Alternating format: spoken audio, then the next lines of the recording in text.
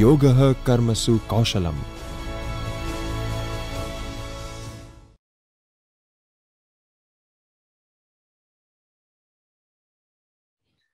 Hello friends, this is Dr. Kishore Bhanushali from Karnataka University. I'm here to take a session on monetary policy and its role during pandemic.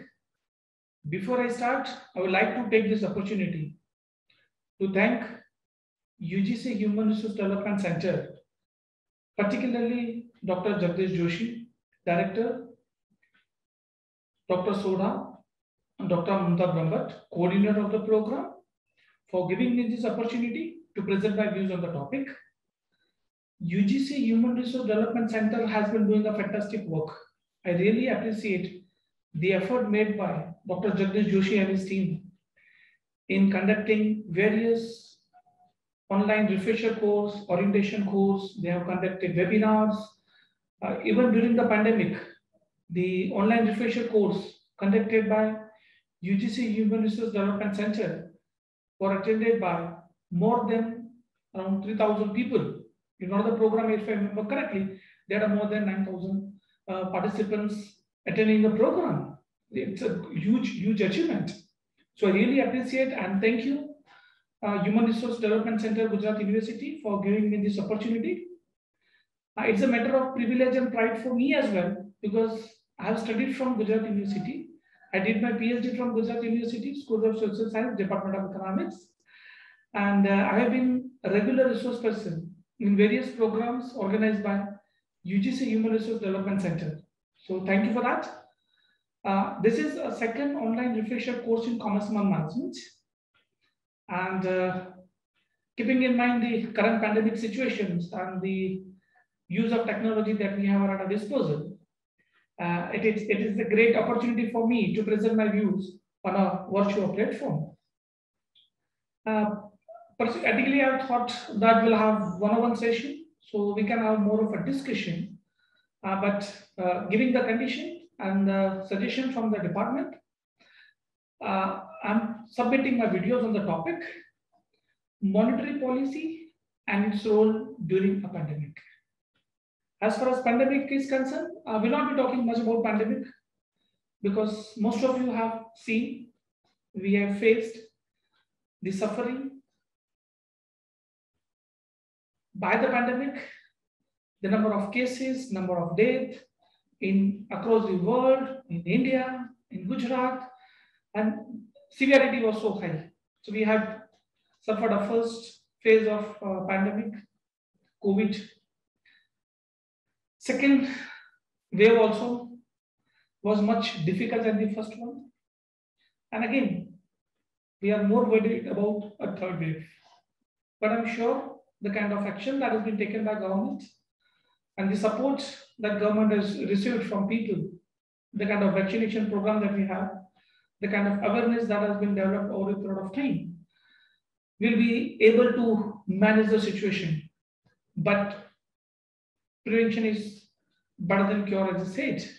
We have to be more careful in terms of protecting ourselves, our family in these critical situations. Coming back to the topic, monetary policy and its role during pandemic. Monetary policy came into limelight even during the first phase of COVID, where RBI has taken certain measures which were widely publicized. Even that was the one like loan moratorium, which are affecting individual as well. And it has been at most 1 year, more than 1 year now. It is time for us to relook at what was the outcome of that monetary measures taken by Reserve Bank of India under the guidance of Government of India.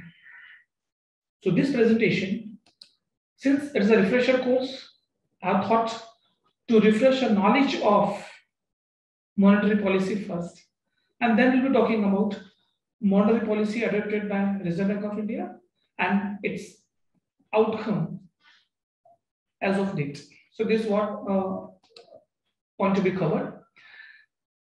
The content of my presentation includes what is monetary policy. So it's going to be more of a theory. I'm sure that many of you have studied this, but it's the right time for us to have some sort of revision. So we're talking about what is monetary policy, what are the goals or objective of monetary policy, why the monetary policy is actually being framed. Pandemic is one, but other than pandemic, there are other objectives of the monetary policy also. What are the monetary policy instruments? So what are the instruments that are available with Reserve Bank of India to manage the economic situation, specifically comes to COVID pandemic situation. We'll also be talking about what are the current rates, different monetary rates, policy rates. We'll be talking about what are the action taken by Reserve Bank of India. That is something which is widely publicized, so we'll be still taking an overview of the action taken by Reserve Bank of India.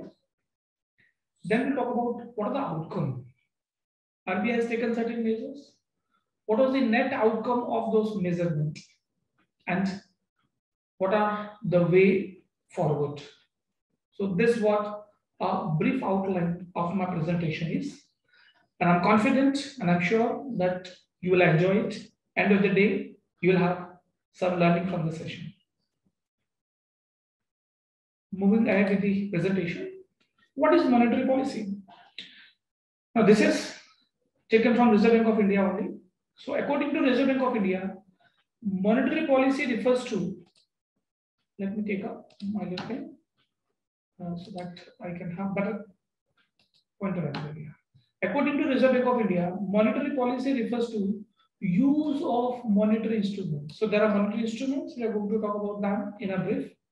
Various monetary instruments are available under the control of central bank. For us, it is Reserve Bank of India.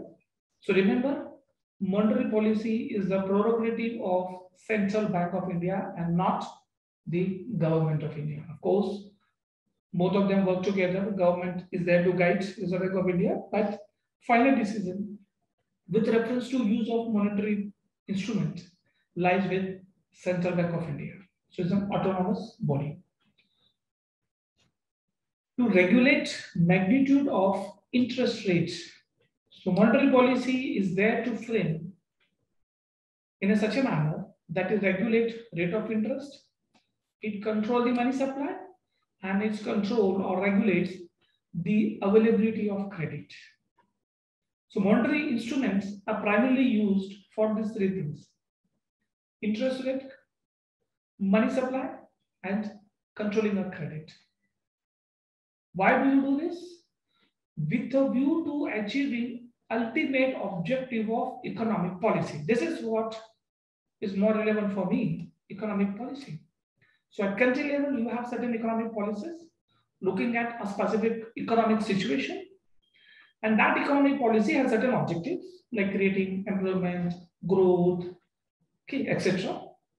And those macroeconomic objectives, which are specifically called, can be handled by fiscal policy, that is under the control of central government, and monetary policy, which is under the control of Reserve Bank of India. So Reserve Bank of India use monetary policy with an ultimate objective is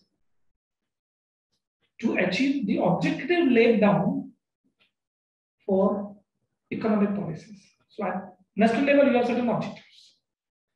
So for that objective, you are using monetary policy. And say monetary policy influences two important parameters. So any change in monetary policy primarily influences two important parameters. Number one, it is supply of credit. And number two, it is rate of interest. And these two variables, these two major important variables affect all other economic variables. Whether you talk of inflation or prices or employment, investment, directly or indirectly, these two major important variables are affecting all other. Here, there's a slight mistake. It is 2. Okay. And monetary policy is normally designed by Monetary Policy Committee. So Reserve Bank of India has Monetary Policy Committee who the committee meets at the regular interval and decisions are taken by majority voting. So that's how the monetary policy is worked out. So this is what monetary policy is all about. What are the goals? So when you say monetary policy, the goals of monetary policy to an extent are matching with the goals of economic policy. And what are those goals of economic policy? Those goals of economic policy includes economic stability, price stability, economic growth, employment, exchange rate stability, increasing the savings and mobilizing the savings for the purpose of investment. So the monetary policy has this major goal. Economic stability means bringing stability in economic environment. So when there are more fluctuation in economic variable, business cycles, those are to be managed with the help of monetary policy. Price stability, inflation control. We're going to talk about that number also. Inflation control is the core objective of monetary policy. The monetary policy recently was announced by the central bank, has maintained status quo in terms of repo rate and reverse repo rate bank rate, with an intention that inflation rate is expected to be at around 5.7%. So when there are either inflationary situation or deflationary situation, it is the role of monetary policy to create that, maintain that price stability.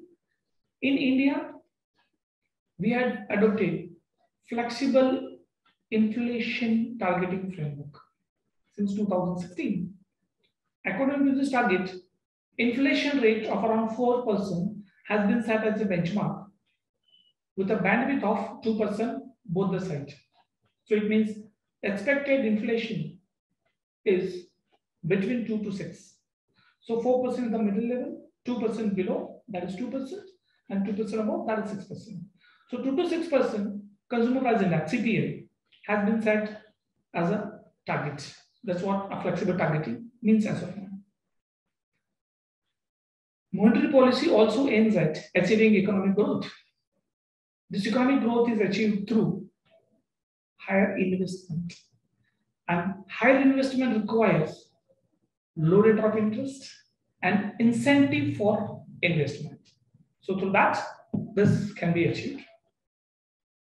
Monetary policy also aims at creating employment generation, specifically when there is need.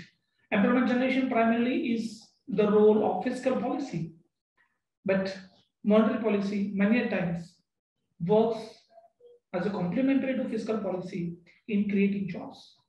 So when interest rate is reduced, investment is increased, ultimately results into creating jobs.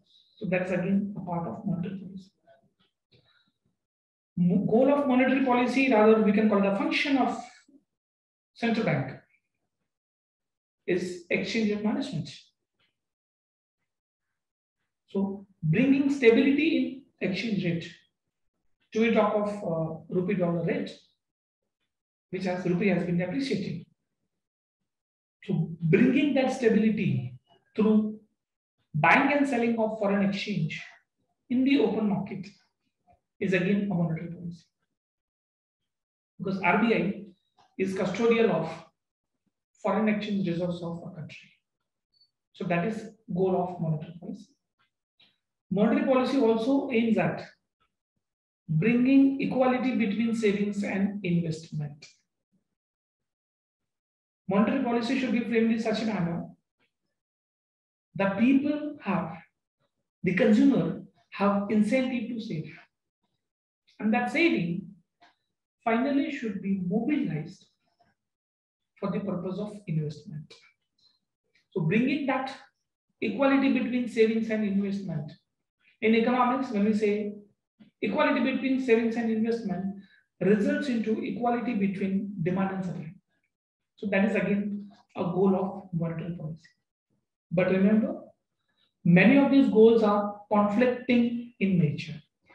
So at any point of time, when Monetary Policy Committee of Central Bank is reviewing the monetary policy, they have to keep this in mind that what is the priority? What is the priority for the country? And accordingly, they frame the monetary policy. If we talk of instruments of monetary policy, these are instruments. Let me clarify. This is a partial list, not an exhaustive one. And these are the instruments which are most widely used instruments of monetary policy. There are other instruments also, but not so widely used. Let's briefly talk about each of these instruments so that we can understand current monetary policy in some better manner. The instrument here is repo rate. Repo rate. Repo rate is the rate at which commercial bank can borrow money from Reserve Bank of India. That is repo rate. So at repo rate, commercial bank, if they need fund for the lending purpose, they can borrow money from Reserve Bank of India. So when repo rate is reduced, it means the Reserve Bank is ready to give loan to commercial bank, fund to commercial bank at a lower rate, and commercial bank in turn can reduce their interest rate given to the public at large or specifically the borrowers. We'll be talking about the rates also in a minute from now. Then there's something called reverse repo rate. Reverse repo rate is rate at which commercial bank can park their surplus fund with Central Bank, Reserve Bank of India. So if any commercial bank has got surplus money, they can deposit their surplus money with Reserve Bank of India and earn certain interest. That is a reverse repo rate. Bank rate is a rate at which commercial bank can borrow money from Reserve Bank of India for a long-term purpose. So repo rate is a short-term borrowing rate. Bank rate is a long-term borrowing rate. So commercial bank can borrow money from Reserve Bank of India for a long term and they are charged bank rate. So normally bank rate is higher than repo rate. CRR, that is known as cash reserve ratio. It is percentage of primary deposit which commercial banks are required to deposit with RBI. So that percentage of commercial primary deposit of commercial banks will go to Reserve Bank of India. Okay. When you say SLR, it is statutory liquidity ratio. It is percentage of primary deposit which commercial banks are required to maintain in the form of liquid assets, maybe in the form of cash or government bond, RBI bond, treasury bill, which can be easily converted into cash. It has to be in a most liquid form. Then we had an instrument called open market operation. Recently, RBI used this instrument to a great extent. Open market operation. OMO is nothing but RBI's action. I'm repeating. RBI's action of buying and selling security from the market. So if there is need for liquidity, RBI purchase the security from the market. So when RBI purchases the security, it means excess liquidity is pumped into the economy. If there is inflationary situation, RBI resort to selling the security. So when RBI sells the security in the market, money from the market will go to Reserve Bank of India, and you are squeezing the money supply. And that's where you control the money supply, credit, and pricing.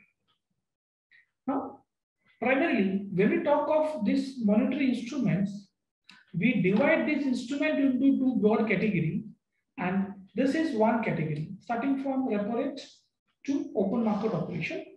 This category is known as quantitative tool. quantitative tools. It means when any of these instruments are applied, any of these instruments are used by Reserve Bank of India, it affects all the sectors, all the segments, entire economy at large.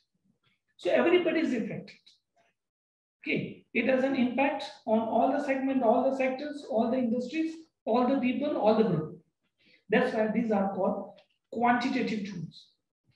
The other group of tools that are available here, like margin requirement, moral suasion, selective credit control, we have something called direct control as well. These are called qualitative control. Sorry for us, I'm using mouse that way. Qualitative control. Now these qualitative instruments are instruments which are used when RBI want to limit the credit or money supply in a particular sector, particular segment, or particular group of people. For example, say we have something called margin requirement. Now, margin requirement is margin which borrower has to pay from their own pocket while taking loan from the bank. Say for example, when I go to bank, my bank as a customer and ask for a home loan, bank will say, we'll give you 80%. It means bank will give me 80% of the value as a loan, given the condition, my eligibility criteria. Remaining 20%, I have to pay from my own pocket. That is called margin. There are different margins in a different product, different segments as decided by Reserve Bank of India. That is margin requirement. Then there is something called moral suasion, other moral persuasion. Under moral suasion, the Reserve Bank of India issue directives, guidelines to whom? To commercial bank. In the light of current economic situation. So central bank, Reserve Bank of India guides the commercial bank about their financial operations, keeping in mind economic conditions. So Reserve Bank may ask them to give more loan to particular segments, to be lenient in giving a loan, certain benefit to certain segments. These are guidelines. Okay, then say it's a guidelines, it is not mandatory for the central bank, commercial bank to follow it. They may or may not follow. But those are the guidelines coming from a central bank. So most of the time, commercial banks follow it. And then we have selective credit control. We call it credit rationing. Here, central bank issue of directives to a commercial bank with reference to that credit policy, like certain percentage to be given to particular segment, not beyond X percentage in XYZ sectors. So those kind of credit rationing is suggested by central bank. Those are selective controls. And then something which we have not added here is direct control. RBI never used direct control at least in Indian situation. Under direct control, there are special directives to be followed by all commercial bank. If they are not following it up, there are penalties laid down by Reserve Bank of India. Those are called direct controls. So these are monetary policy instruments. These are the current rates. So let me check out. Yeah, you can see the Reserve Bank of India website. Intentionally, I'm showing it up because many times my observation is you may not be knowing the exact rate, or you would like to get into the latest information. So the latest information about monetary policy and rates are available here. So this is a Reserve Bank of India website. If you look at the tab here, it is rbi.org.in. So this is the main page, and this is the tab where we have current rates. So in current rates, we have repo rate, which is at 4%. The latest monetary policy committee has decided to maintain a status quo at 4%. So repo rate remains at 4. Reverse repo rate at 3.35%. Margin standing facility rate at 4.25 and bank rate at 4.25%. So these are the current rates. And if you click on this reserve ratio, you have CRR and SLR. So current CRR is 4% and current SLR is 18%. Below that, you have link for exchange rate as well. There are lending and deposit rate as well. And it also talks about the money market trend. So you can use it. Timing, since we are short of time, so you're not getting into much detail. And on the right hand side, we have monetary policy. There are tab about research and data. And here's the monetary policy. So here the overview of monetary policy, policy statement, notifications, and speeches. So whenever you come across anything about monetary policy, preferably from social media or maybe a newspaper, it becomes essential for us as a teacher to look at RBI website, so that whatever information that we are passing on to our students is more authenticated. One more thing that I would like to suggest from this website is this publication part. Okay, all these publications are mentioned here. All RBI reports are available here. And then we had this memo called statistics. Any data related to India, any data related to Reserve Bank of India, related to banking sector are available here. So if you click on this database on Indian economy, you will be diverted to a new website, web page. Okay, and where you have all statistics, time series publications are also available. So click on time series publication, you have all the data available. In statistic tab, you can select what kind of data you're looking at. So anything related to India, you can source the data from here. So you're not getting into this data rate. We have just seen the major source.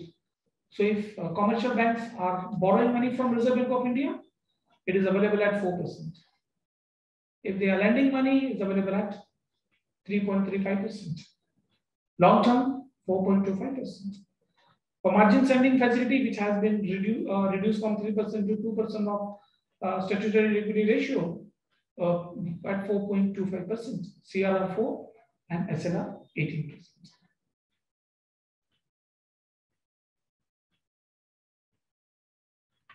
I'll take a pause here and we'll come back again.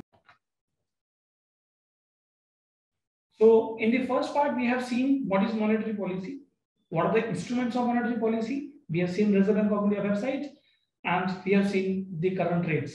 So the rates which are visible here on the screen are current rates that are taken from Reserve Bank of India website. And now you know from where to get this correct number. So these are the current rates. Now this is what is the theoretical base and the database that we talk about. Now, what is needed? Now, when I say what is needed, we are talking in terms of current economic situations. Pandemic, followed by a state lockdown, first cycle, second phase of the COVID, and lockdown, the migration of the people, the changing economic scenario. In this situation, your GDP is going down, unemployment at the highest level, inflation at the highest level. What is required? Anyway, what is expected from Reserve Bank of India? In this kind of situation, what is required? What is needed? What is needed is low rate of interest. Why low rate of interest? Because when interest rate is reduced, the lower interest rate boosts up the investment. So lower interest rate boosts the investment. So if interest rate is reduced, investment goes up. Now when you say higher investment, it has two major implications. One, it will increase your economic growth, it will increase the production, then it will reduce unemployment, which is need of an hour. So lower interest rate is something which is required in case of current economic situation that we have, post-COVID specific scenario. Second, deficit financing. Because during a pandemic kind of situation that we have, government budgets get disturbed. The recent budget passed in the parliament has total fiscal deficit to the extent of around 15 lakh crore. During the first quarter, out of the 15 lakh crore, government has already used around 2.75 lakh crore. In a pandemic kind of situation, it is the duty of the government to protect the poor,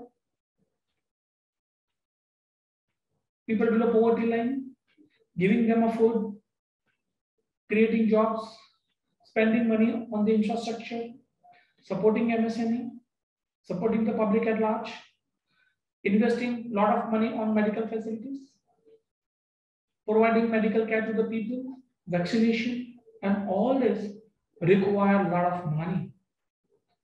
So government budget tends to have huge deficit.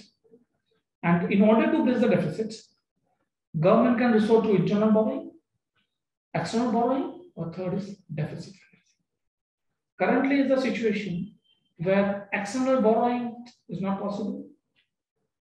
Internal borrowing has a limitation because people don't have money much.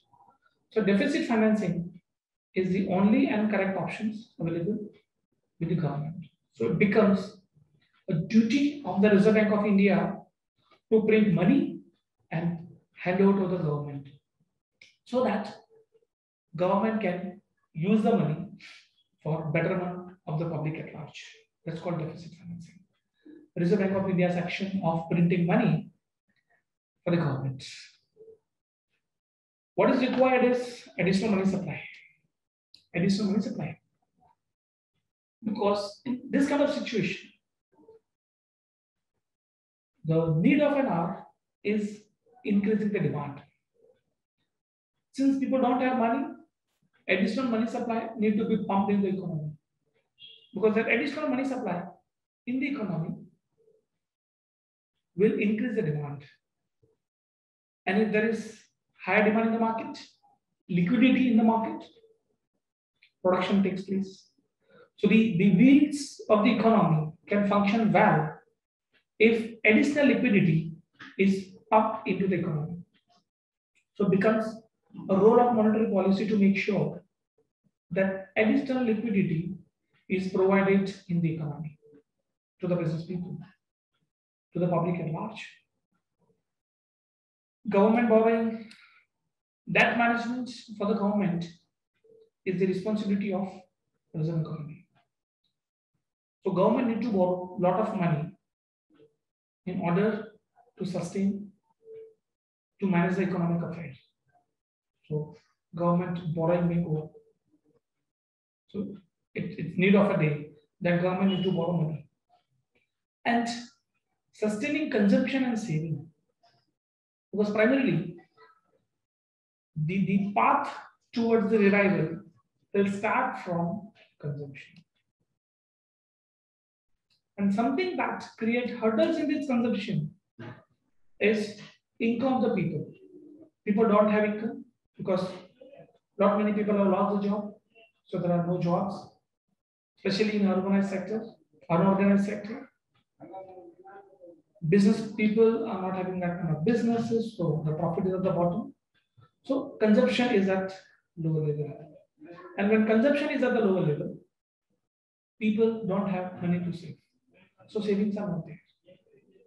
In the initial phase of the revival of the economy, when income is generated through employment or by the government to the people, what people does is they start building up the savings.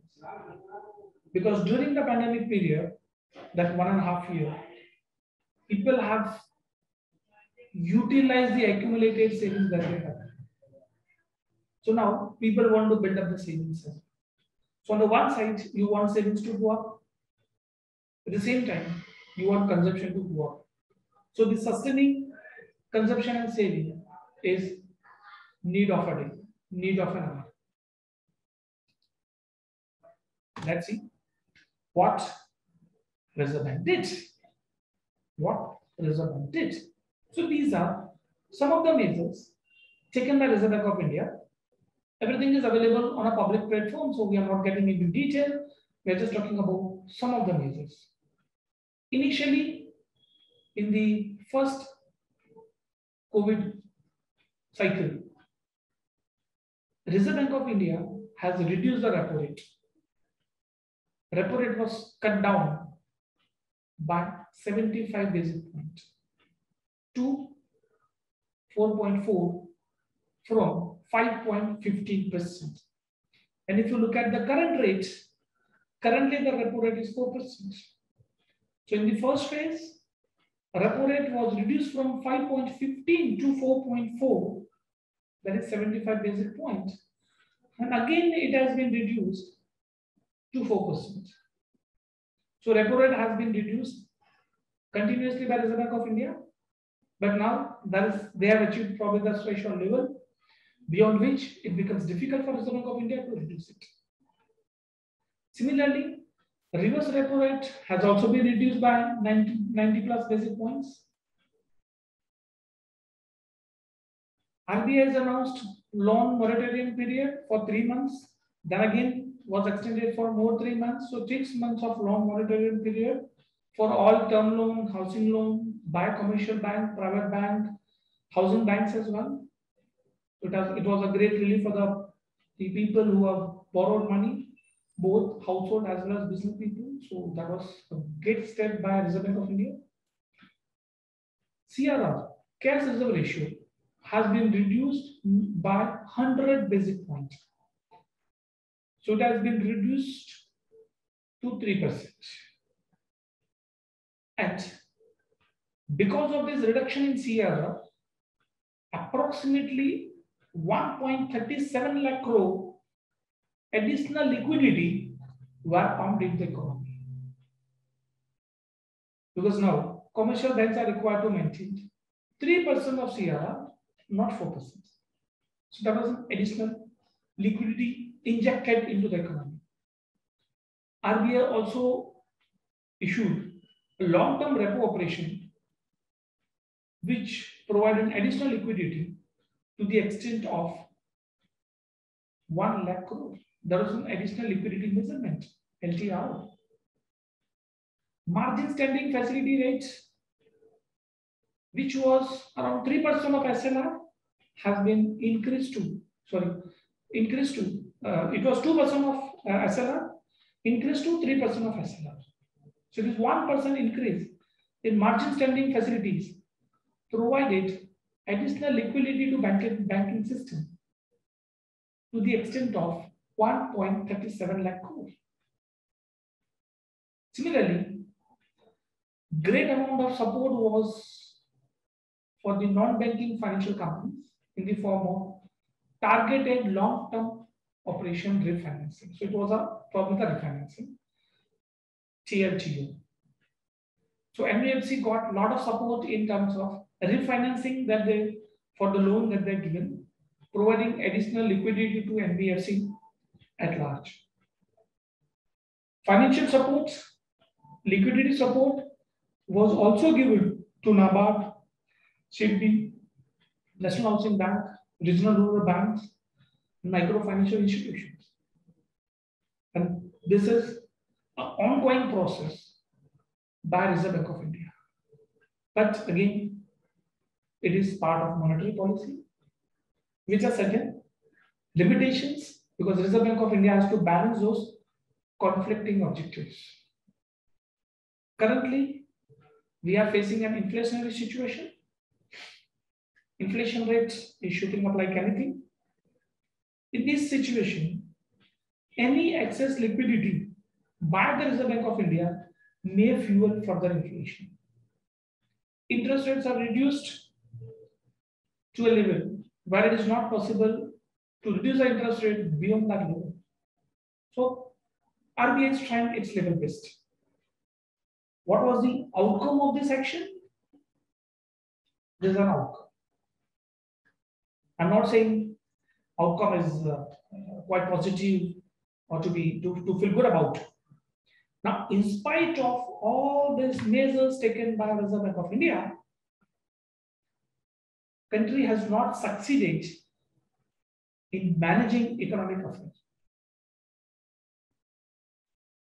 We'll talk about that in detail.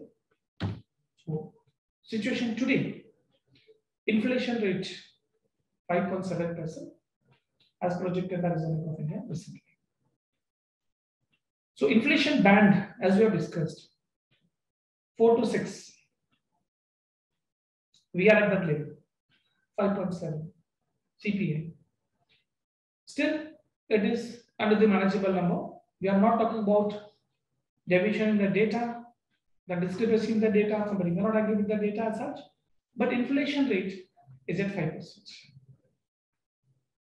So we are facing a situation where controlling inflation is now becoming a priority.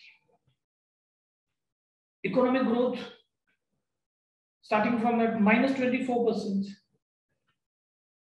for the current year, RBI has projected economic growth rate at around 9.5%. Personally, I'm not that optimistic about this 9.5. Again, all depends on the severity of third wave. So, time will tell us. But personally, my projections or my thinking said will not be crossing around 7%.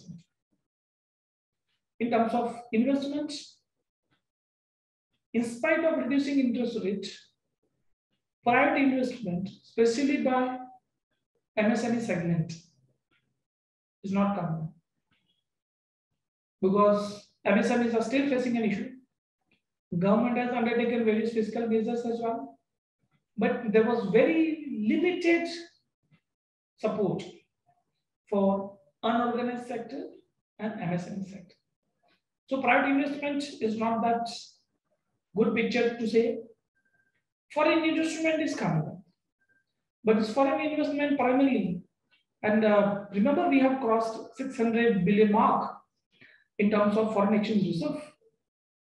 But much of this foreign investment is hot investment in the form of portfolio investment. So it's a risky investment. So that's what an investment scenario as of late. Economic recovery is very slow. Not that positive picture as well.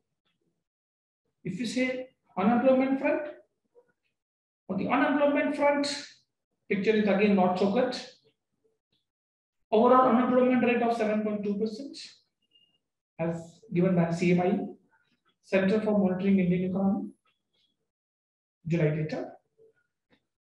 Rural unemployment is 6.6, urban unemployment rate is 8.6. So unemployment is again still at very high level. And the picture that gives you, makes you but somewhat worry is increasing rural unemployment. This has happened because of the large-scale migration during a lockdown period. The labor who are migrated to their native place are not ready to come back because of various reasons, including fear of third wave. Second striking feature, if you go into detail of the data, is increasing educated unemployment. Of course, unemployment rate for 8.6% in urban area itself is a cause of concern. Within that, increasing unemployment rate among educated people is again something which need to be taken care of, which need to be thought of it. Immediate actions are required.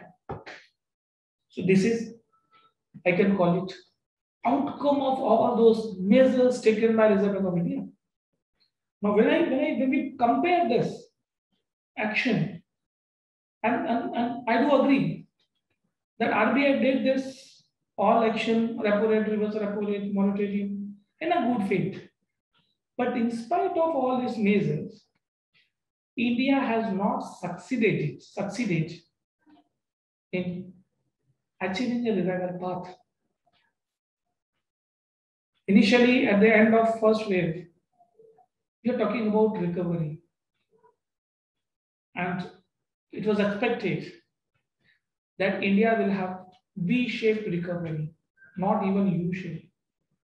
But when you look at the scenario, what we have done, we have ended up with K-shaped recovery. Again, in K-shaped recovery, there are sectors like pharma, there are sectors like IT, which are performing exceedingly well. But the sectors like travel, tourism, hotel, restaurants, where we do not see much improvement. MSME sector entirely is suffering very bad. This is what an outcome of policy measures, monetary measures by Reserve Bank of India, and also supported by fiscal measures. So something need to be thought of it in terms of how do we manage. These are images that are taken from consumer confidence indices, consumer confidence survey conducted by Reserve Bank of India. And when you look at the index, okay, this red line is indicating current situation index, and the blue line is indicating future expectation index. And since March 20, consumer confidence was going down. And consumer confidence in terms of current situation doesn't show much improvement, rather any improvement, which is again a cause of concern, because this consumer confidence index is prepared based on a survey of around 6,000. To be precise, let me look at the number. To be precise, is 5,384 households approximately. So consumer group at large in India doesn't see things improving. So the current situation index is not improving. Future expectation index seems to be improving, but not much improvement. Second striking feature in this, starting from May 17 and till July 21, rather it is August 21, yeah, it is July 21, sorry, July 21, current situation index is at all-time low, which has to be taken care of. Secondly, the gap between current situation index and future expectation index has widened. So people are not even expecting future to be much better. So that increasing gap is again something which need to be addressed. Supported that, it is another image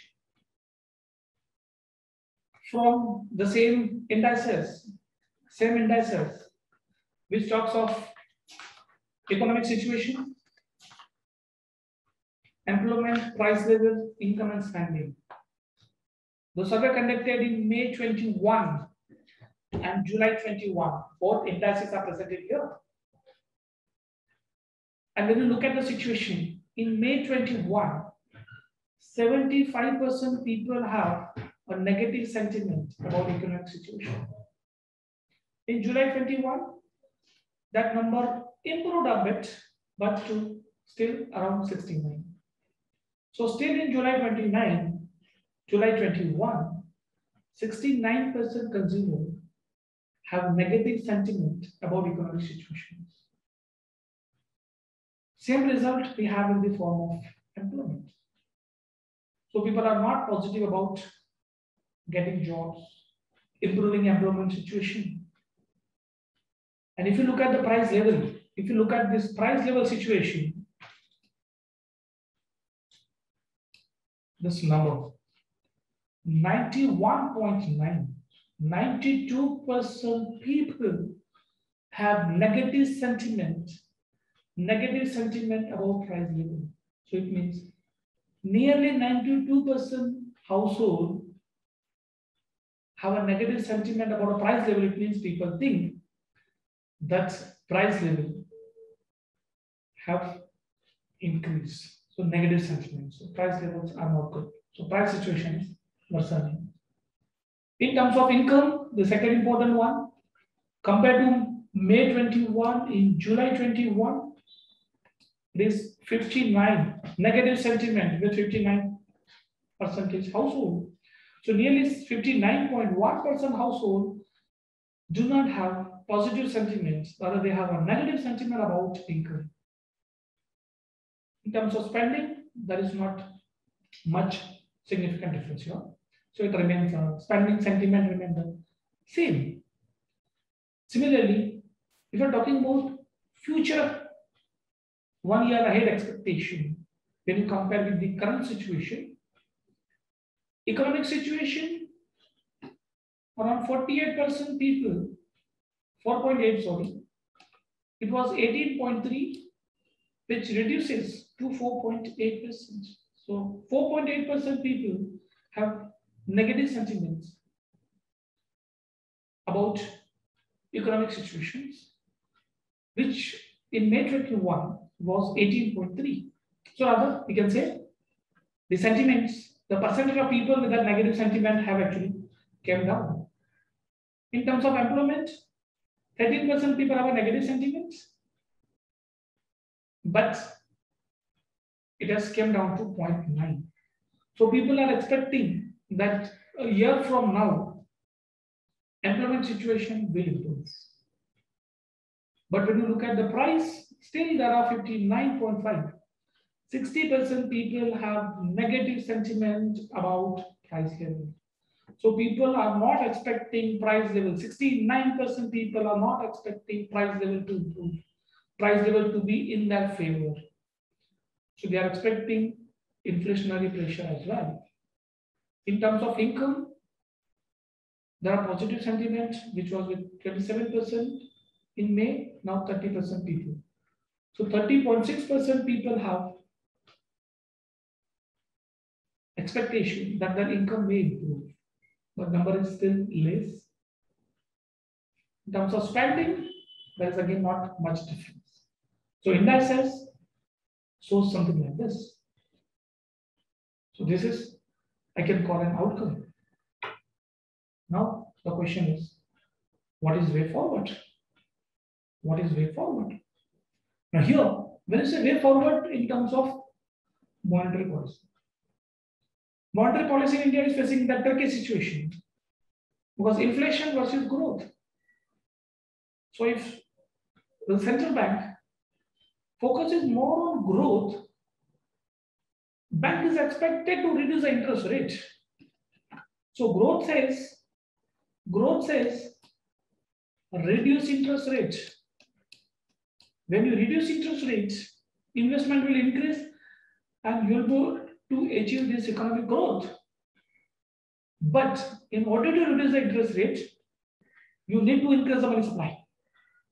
And when you increase the money supply, ultimately,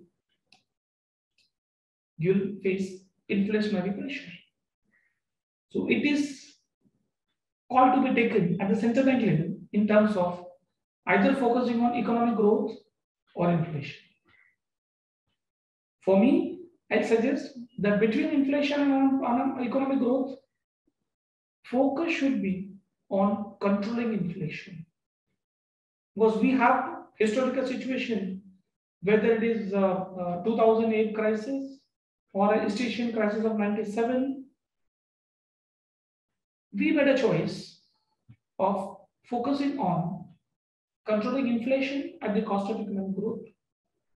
Your $5 trillion economic ambitious project may take a backseat at this situation because inflation is something which is affecting population at large, and especially in pandemic kind situation, suffering of the people need to be given a priority rather than percentage in terms of economic growth.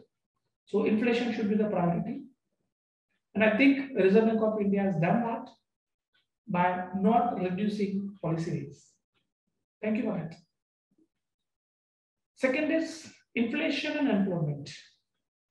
Here, my friends from economics will agree with me that we have to make a choice between inflation and unemployment.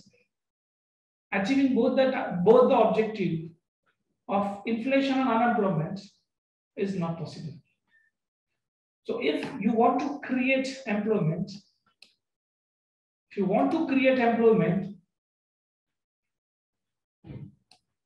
you have to face inflationary pressure, because employment can be created by increasing investment. And when investment is to be increased, you need to pump more liquidity in the economy, and that excess liquidity results into higher inflation.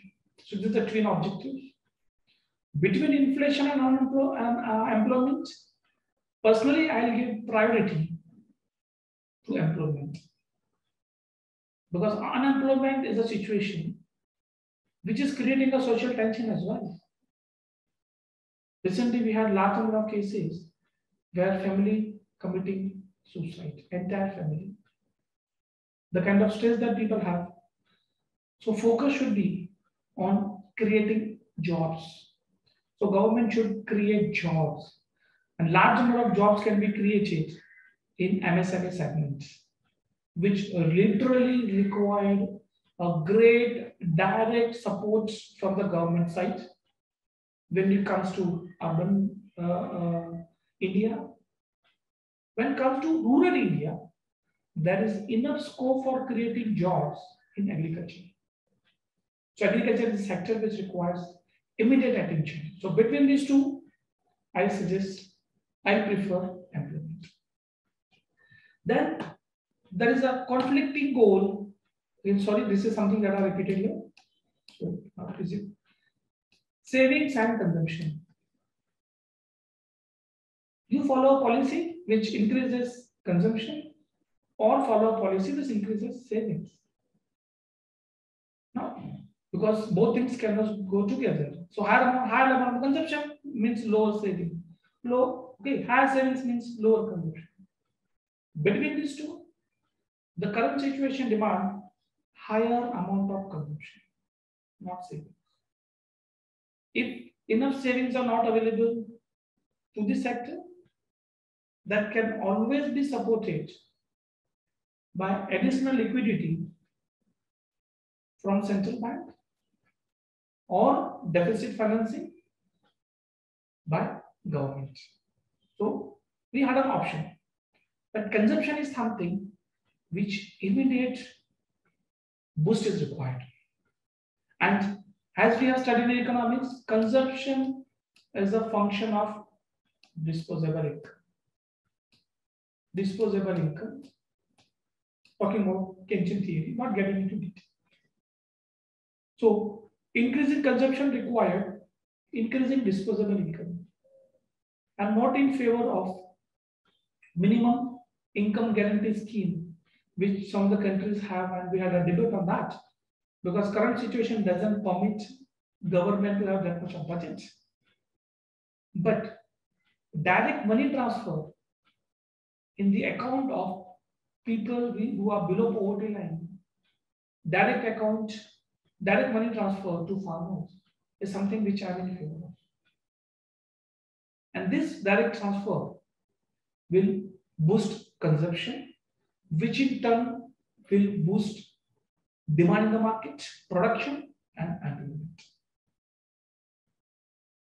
Boosted consumption can also be done through increasing spending on critical sector, including infrastructure, MSME, where there are more chance of giving employment and increasing consumption. So consumption is something which needs to be boosted up.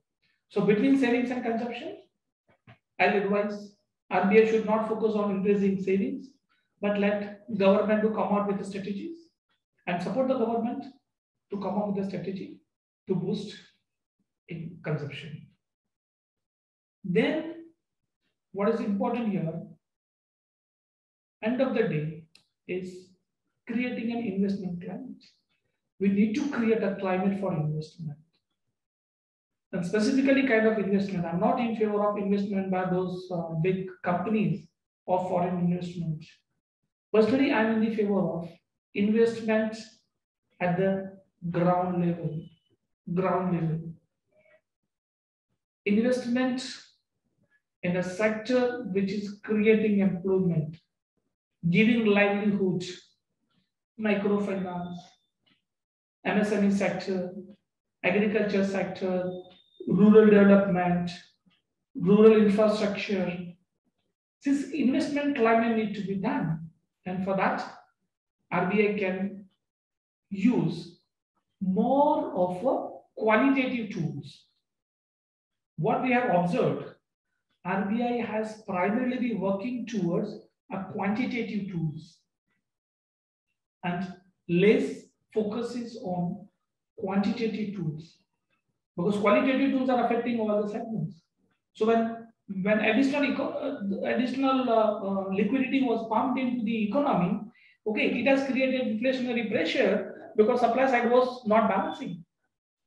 Rather, additional liquidity can be pumped through qualitative tools, where you pump in liquidity in agriculture, food processing, micro enterprise, small enterprise, rural enterprise, like hotels and restaurants, maybe a tourism sector, which are employment intensive sectors, and any small liquidity pump into that will definitely have multiplier impact.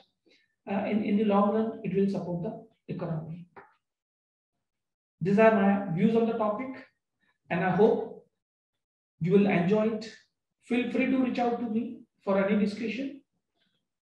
We could have a lot of discussion if it is physical class or virtual class rather than a recording. In that case, we could have better question answer session, because these are the points which are quite debatable. You may not agree to what I'm saying. You may have a difference of opinion as well. We do respect with the opinion. Before closing, I'll close the note with a disclaimer. Views presented here are my personal views and do not present the views of my university. And I would again like to thank UGC Human Resource Development Center for giving me this excellent opportunity of presenting my views on the topic. And I'm sure that the participants will surely benefit of this. I'll always welcome your suggestions, your debate and discussion. Thank you.